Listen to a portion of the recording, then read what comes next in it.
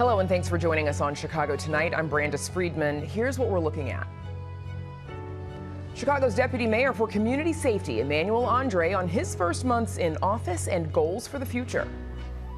When city government is disorganized, families pay the price.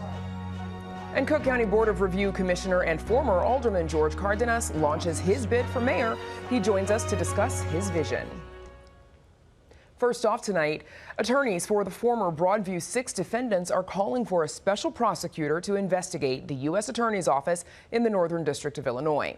The lawyers are asking a judge to designate a special counsel to investigate and, if warranted, prosecute members of Andrew Boutros' office following bombshell allegations of grand jury misconduct. They argue Boutros' office appears to be putting all blame for those actions on one prosecutor, but they claim the misconduct runs, quote, much deeper.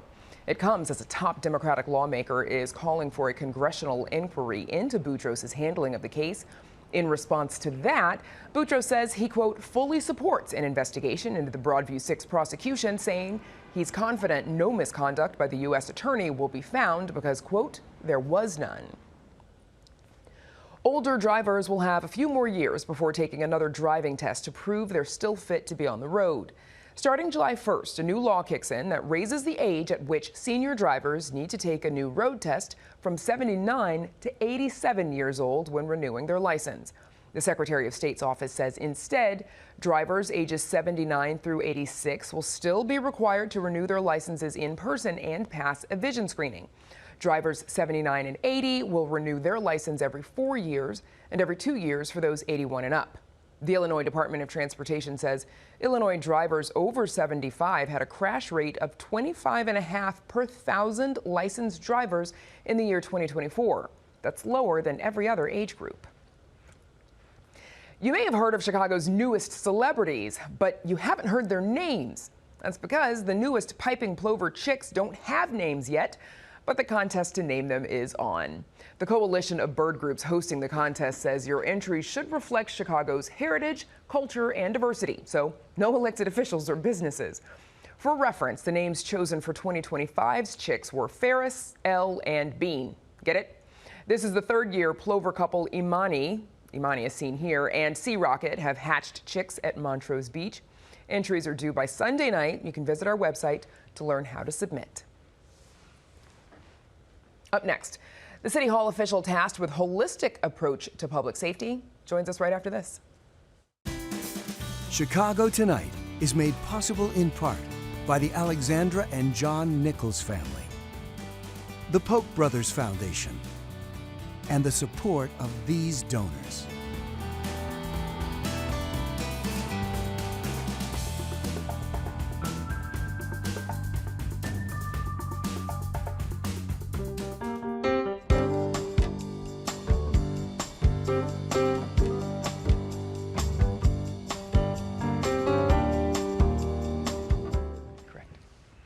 Since his appointment in April, Chicago Deputy Mayor for Community Safety Emmanuel Andre has faced a number of challenges, from how to handle teen takeovers and rising domestic violence cases to aggressive federal immigration enforcement and rising political tensions. Andre is tasked with overseeing the city's public safety agenda at a time when overall crime is on the decline, but while critics of Mayor Brandon Johnson are questioning his administration's approach. Joining us now is Emmanuel Andre, Chicago Deputy Mayor for Community Safety. Thank you for joining us. Thanks for having me. Congrats on the new position. Thank you. You've been on the job for a couple of months now, stepping in after the abrupt firing of your predecessor, Garion Gatewood. Why were you interested in this role? You know, when I thought about this role and when I think about the importance of this role, the importance of keeping the city safe and what I might be able to bring to that ecosystem of safety, in many ways, when I thought this role is just too important. You know, I'm a parent. I have kids, and my kids all the time talk about what it means to be able to navigate the city. And at the end of the day, I want to be a part of making the city safer and continuing some of the progress and some of the successes we've seen. So it was just an urgent call, and I thought it was too important to pass on.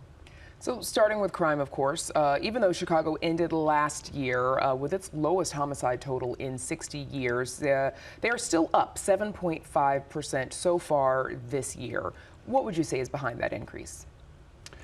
Yeah, thank you. And listen, and I think in many ways, seeing those homicide numbers go down in many ways is a success, but at no point in time are we celebrating necessarily? Do we wish to be able to say, hey, look, for those especially who've been directly impacted by those losses and how that lingers on? So we realize some of the real challenges. Some of the things that we say, especially right now, being that it is the middle of the summer, how these numbers continue to fluctuate. But what I think stands out is the consistency in terms of that we are seeing that there is a steady decline, although we do see some increase in the homicide numbers and some increase in the amount of shootings. But when you look at some of the rest of the data, especially around violent crimes, how that continuously declines, data around carjackings, around robberies, all of that is very, very consistent. Now, again, we're not happy with where things are, but we are encouraged that the overall strategy is working, and this is something that takes several years to continue on. But we're uber focused in making things better. So that 7.5% increase, it also comes at a time when homicides in New York are down 21% so far this year and down 10% in LA. They start from much lower points than Chicago does as well. What would you say is behind that sort of big city disparity? Yeah, I think even when you look at that 7.5% increase, so if you look at the map of the city, we're 77 communities, but very desperate in a lot of ways. So we have seen a spike in certain neighborhoods, and we're trying to focus in on those neighborhoods that we've seen that spike in. But if you look at the overall city, our homicide numbers are down in the overall city, but there has been a spike in a few neighborhoods that we continue to work on and be able to help turn that tide.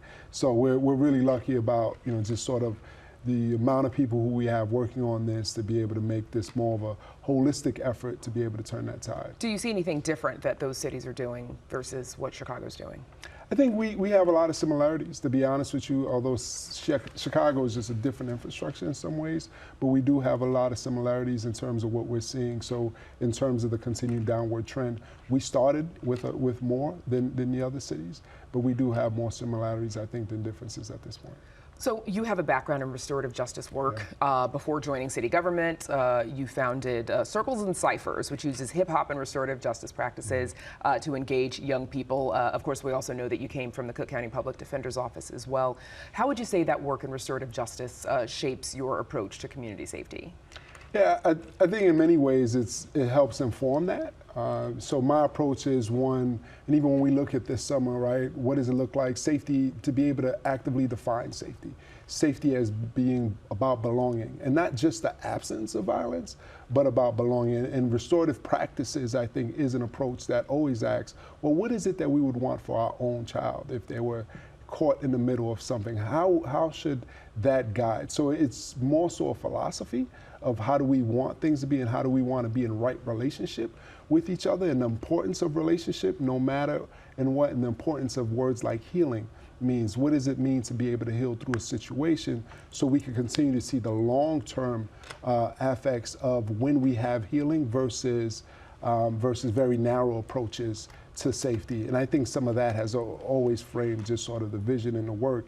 And because of my work, because of my background, I've been able to work with victims and survivors in addition to people who've been accused, and that helps all frame just sort of the way I approach things, to be able to say, look, at the end of the day, we want to be a better community through whatever crisis happens, and what's needed to be able to tap that and move that forward. So that philosophy, I think, helps a lot.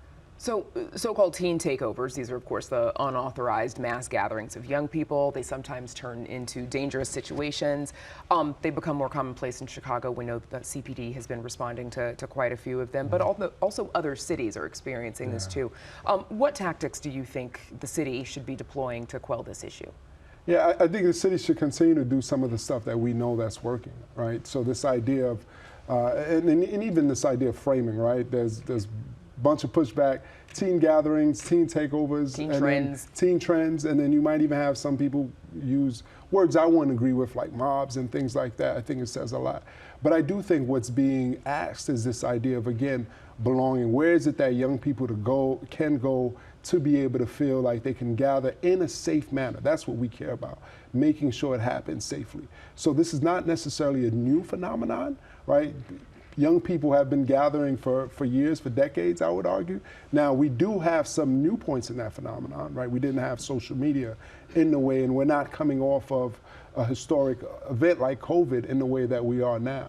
So that is some of the changes that's needed in terms of how do we actively utilize this day and now to be able to have that impact? How do we continue to increase just sort of spaces for young people to go to be able to be in community with each other? I think a couple of months back, the mayor's office hosted a big gathering over at Navy Pier that saw over 1,500 young people.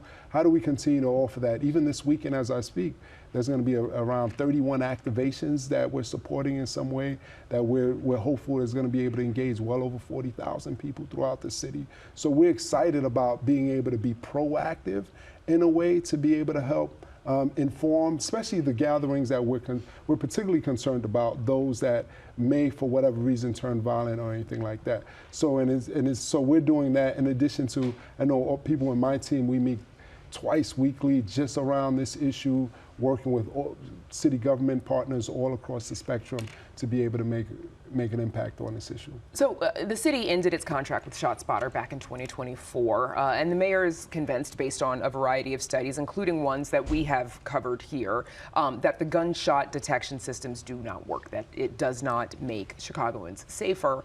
But a majority of the city council, they remain convinced that such a system is necessary. How do you plan on navigating that issue?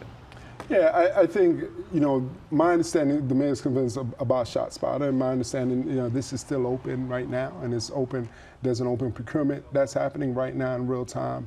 So I do think that the mayor still remains aligned with wanting to making sure that we have great technology that works that's going to help further inform public safety. But so that's where we're at right now, and that's what we're excited about, being able to get to that space. But as it pertains to specifically ShotSpotter, I think there's been tons of research around that in terms of around the issues associated with that. So the mayor is very clear on his position on that. Are there technologies that you think Chicago could be investing in for stronger community safety? Yeah, I mean, absolutely. I do think that we have seen an evolution of where we're at in terms of technology. But I think what's being asked right now is how do we properly evaluate those technologies, right? Chicago should not be the guinea pig for all technologies, the testing ground. So can we put together an infrastructure that'd be able to properly evaluate technologies to make sure that Chicagoans are getting the absolute best. So I think that's one thing that's absolutely needed. So we're definitely not saying no to technology, not at all. If anything, we want to make sure it's effective, efficient, to be able to move public safety forward. And of course, Chicago's frequently found itself in conflict with the Trump administration over immigration, local governance. What concerns do you have about federal intervention in local public safety matters? Well, we continue to have some of those shared concerns about broad federal overreach, to be very frank with you, and we've seen what happened a couple of months ago. We've seen how that's impacted Chicago as a community, as Chicago continues to stand tall in its position, and the impact that we've had about that. So around that, so we continue to stand though and firm with the community around that. But we absolutely are concerned about broad federal overreach when it comes to issues of that. 15 seconds left. At the end of your, maybe first year, what would you say success looks like for you? I think at the end of the first year, success would be increasing belonging within the city, right? This idea that we are 77 communities but one city. Can we have metrics that we can look at the end of the year that goes beyond just how many shootings happen to be able to say, hey, we're a safer city. Okay, well, we'll see you before that year is up, I'm sure.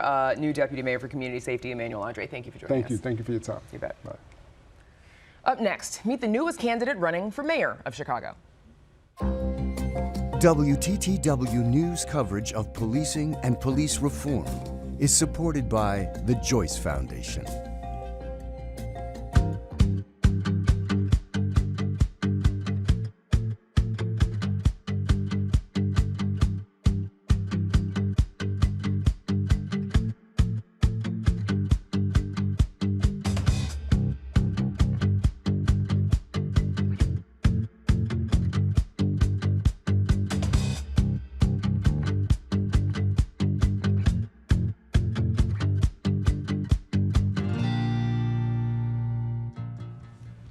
Chicago's already crowded mayoral field has a new entrant. Former Chicago alderman and current Cook County Board of Review Commissioner George Cardenas has just announced his bid.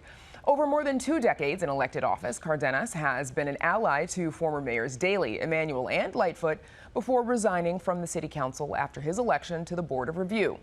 Now, the former auditor and management consultant says he wants to bring his experience to the 5th floor of City Hall. Joining us now with more is George Cardenas, Commissioner on the Cook County Board of Review and now candidate for mayor. Thank you for joining us. Welcome back. Thanks for the invite. So, as we mentioned, already sort of a crowded field. Several candidates are running, having made formal announcements. Several others that we've heard of are expected to jump in. Why did you decide to get into this race? Well, let me just first say that I think it's welcoming that a lot of people want to talk about the future of Chicago.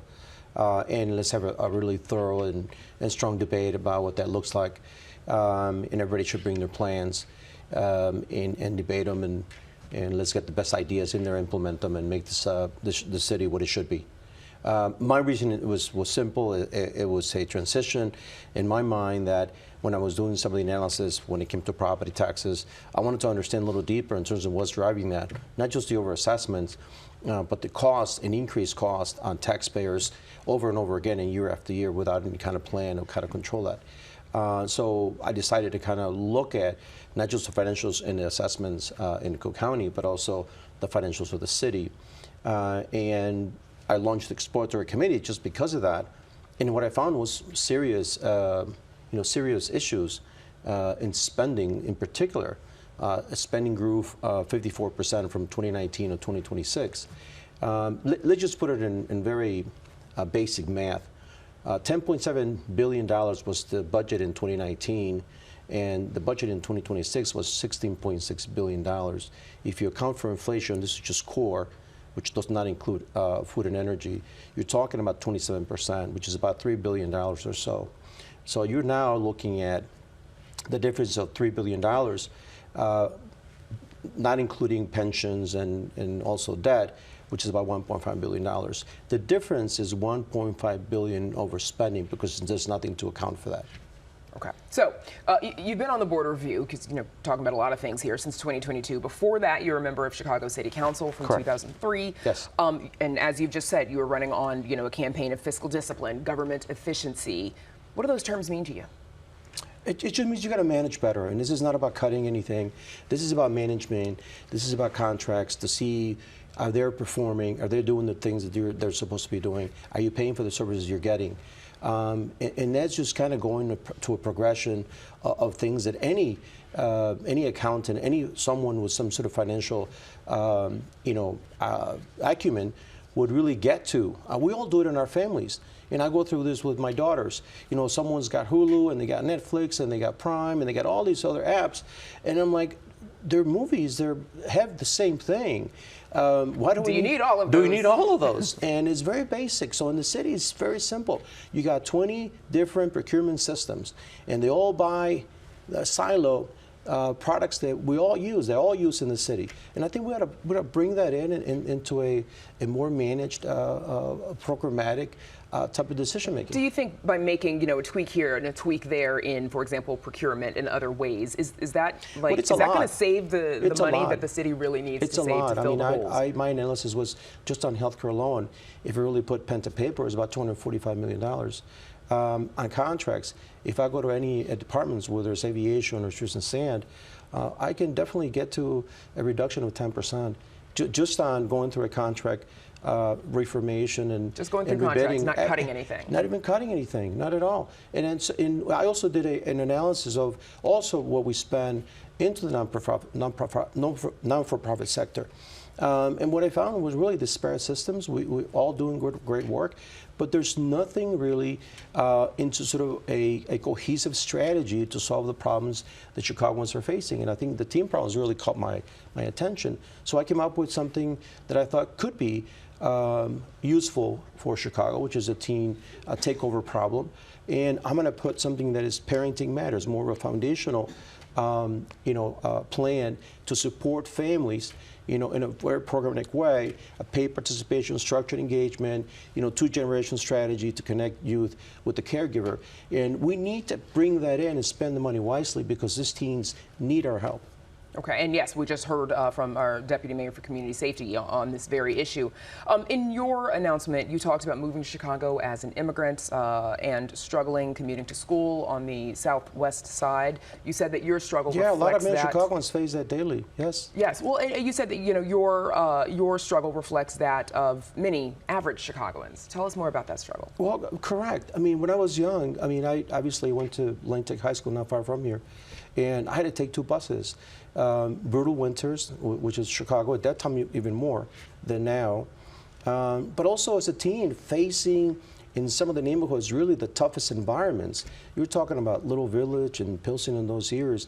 You know, the gang culture was very intense, and I had to navigate through all of that. And this is why I decided to join the military, just to get away from it all, and then come back strong and go and get, you know, get my future, which is go to school, get a degree, and, you know, join the workforce, which I did very successfully. So I'm proud of that. But many Chicagoans face that. Not all of them get to make that in those decisions. And I want to be able to bring that into focus and say, you know, why don't we do more of an analysis of what's going on in some of these neighborhoods and help these young men like I did at that time, which we don't do enough.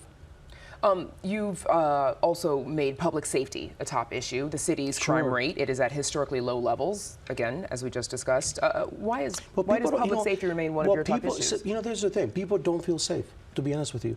And I have these conversations in downtown and in the neighborhoods, and somehow the perception is they don't feel safe. They still don't feel safe. Crime has gone down, and I don't know if that's just metrics that people are getting or not getting or not reporting anymore. So I really don't know, but I know that people don't feel safe, and especially downtown. People are not coming as they used to. Tourism is down. So to me, without safety, you miss a lot of things. People leave, families leave, investment slows, and the city shrinks, as I said. That's something that I want to prevent. I want the city to grow. My whole thing is this city has to grow to keep up with the necessities and the services that we provide on a daily basis in Chicago. The city voters elected Brandon Johnson in 2023, of course, a member of the Democratic Party's more progressive wing, Lori Lightfoot before him. Do you think Chicago is prepared? Do you think Chicagoans want to elect a more moderate Democrat? Look, I think Chicago is ready for someone to govern. I think Chicago wants someone who knows the numbers, who can bring some sense into all of the spending that's happening, into the governance structure of it all, to someone that's going to take charge, is going to make decisions, is going to make good decisions on contracts and on services and how to rein in spending, how to slow down the wage growth that is going to then keep, you know, put a lot of pain in pension pressures later on. All of that has to be someone who is competent enough to understand the whole ecosystem and do something about it. I talked about you know, the grid system and how they promised us to save more. Well, the street sanitation department is spending more, about 25% more than they did in 2019 now. And how is that happening? We were supposed to be saving money. Ward yards remain empty. Superintendents reporting to empty buildings. You know, we have a recycling rate of 3%. You know, why is that? And it's just management. We got to manage this whole ecosystem, make it better. Recent property tax assessments, of course, they have driven up tax bills for Chicago homeowners. Some of the largest increases falling on the south and west side communities. As you know, right, you're a member of the Board of Review, which is responsible for ensuring fair property valuations. Correct. What do you think should be done to reduce the burden on homeowners? Well, definitely better assessments, of course, but lowering the cost of government, because at the end of the day, you know, government goes to the well all, you know, over and over again, which is property taxes. This is the most, you know, the most salient revenue source that there is. That's what they rely on. That's what they go to, and I think that needs to stop. I mean, the trend line for increases in property taxes is just not sustainable. Whether it's CPS, whether it's a park district with the city of Chicago or Cook County, which has not raised their tax and their levy, but other entities have. Okay, that's where we'll have to leave it. George Cardenas, Commissioner of the Cook County Board of Review, also candidate for Mayor of Chicago. I'm sure we'll be talking to you again. Thank you for joining us. Thank you so much. Of course. And that is our show for this Wednesday night. Stay connected with our reporters and what they're working on by following us on Instagram at WTTW Chicago. And join us tomorrow night at 5:30 and 10 for Chicago Tonight, opening day in Jackson Park. We'll have an inside look at the Obama Presidential Center as it opens on the city's south side, broadcasting live from the center's campus. Now, for all of us here at Chicago Tonight, I'm Brandis Friedman. Thanks for watching. Stay healthy and safe. Have a good night.